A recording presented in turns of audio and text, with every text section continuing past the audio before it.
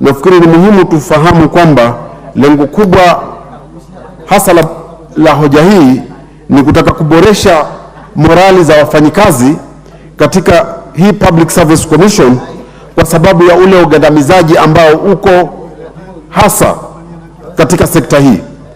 Bi Speaker, kumekuwa na hatari ambazo zimekuwa zikifanyika hasa watu ambao wako katika sehemu kame kama kule kwangu Kinango.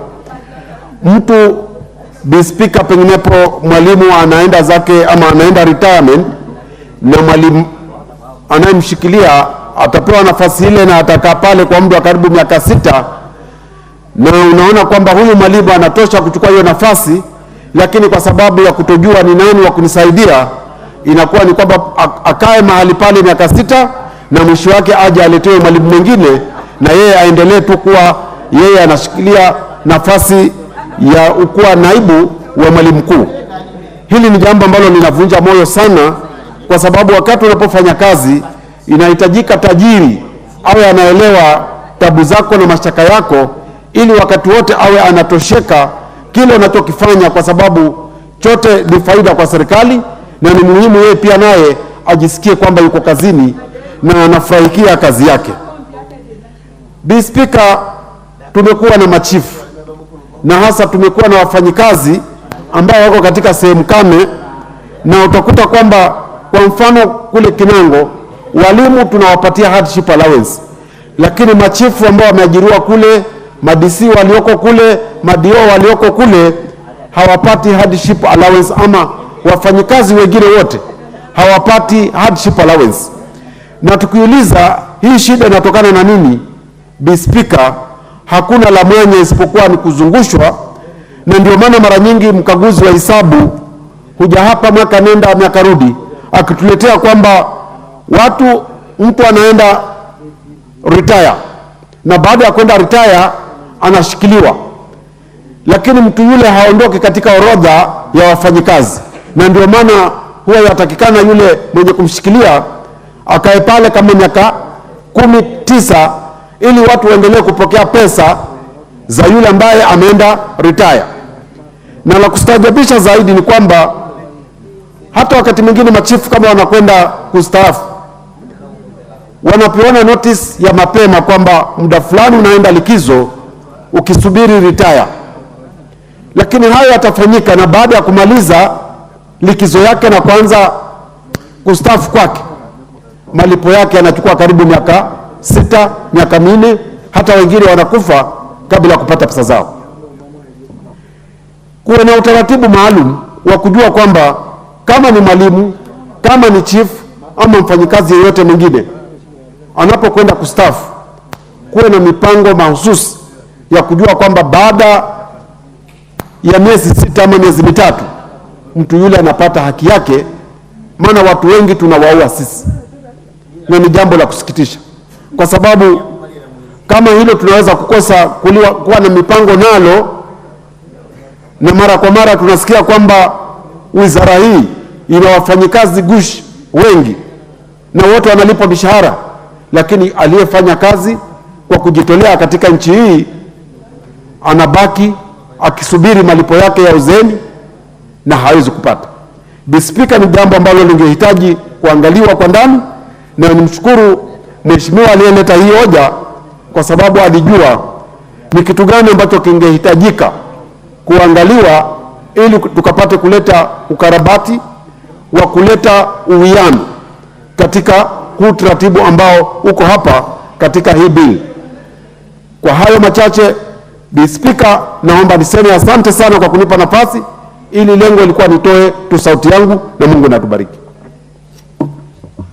Thank you very much. Honorable members, time allocated for this motion has ended, and I therefore now call upon the mover to reply. Mover. Thank you, Madam Speaker. And before I reply, I would wish to donate 3 minutes to Honorable Kiragu, member for Emuru, and 2 minutes to Honorable Boko Milemba. Then the rest I will use. Thank you. to the member for Limuru. Yeah, thank you, Madam Speaker. I'd like to support this bill, and as I do so, Madam, I support this mandatory retirement at the age of 60 because it will open many opportunities for younger people to get into public service. However, Madam Speaker, we know that at the age of 60, that is not the end of life. There is opportunities in the private sector, and these are people with experience, and they will have resources and experience to engage in many other things. Madam Speaker, I'm one of those people who retired voluntarily at the age of 40, and as I stand here, I know it pays. Madam Speaker, some of the problems we have with the early retirement or during retirement is the people who are allowed to act for such a long time. And sometimes the ones who are acting end up losing because sometimes it is just manipulation to ensure that they don't get their benefits at the end.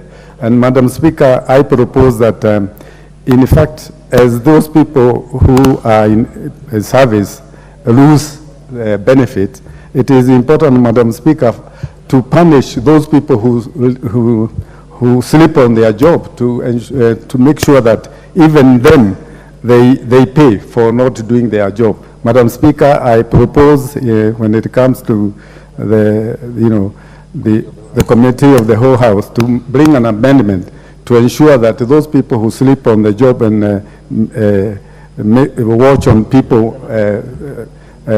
acting for longer periods than 6 months, Madam Speaker, they should pay for it. Madam Speaker, I support. Thank you. The Honorable Omboko Milemba. Emuhaya. Thank you. Honorable Speaker, I want to thank you for this opportunity and also thank Honorable Major Dong for bringing this very good bill and at the timely time. Is basically moving the retirement age from a regulation to an act so that enforcement can be done strictly. Because the gap has been that when retirement age remained as a regulation, then it was being manipulated with those CEOs and people in power to see who they will give addition and whom they will not give. But with this bill now, then it becomes an act of parliament which can be enforced very, very strongly, and I want to thank you for that. Number two, Honorable Speaker, the acting has been really misused. Currently, many public servants are in acting position for more than even 3 years. And it's denying them their due value for the job they are giving. At the Teacher Service Commission, it's worse because more than half of the deputies and heads are actually in acting position.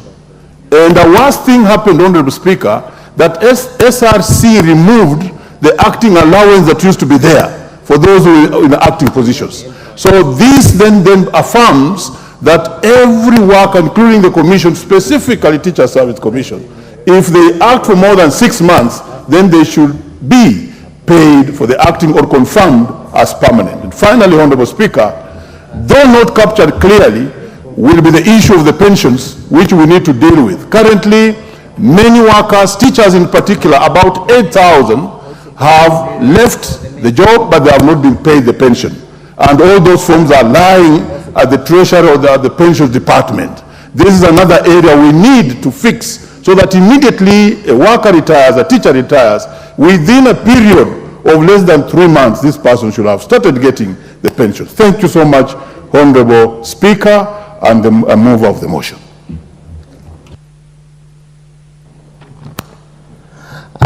Thank you, Madam Speaker. In replying, I would like to thank each and every member who have listened in support of this bill and for their kind words. The honorable members have pointed out so many gaps within our Public Service Commission and given varied examples to support bills, while some members have supported it and pointed out areas that this House needs to conduct further deliberation during the third reading. And in this, I would wish to support Honorable Kiragu, member for Limuru, and Honorable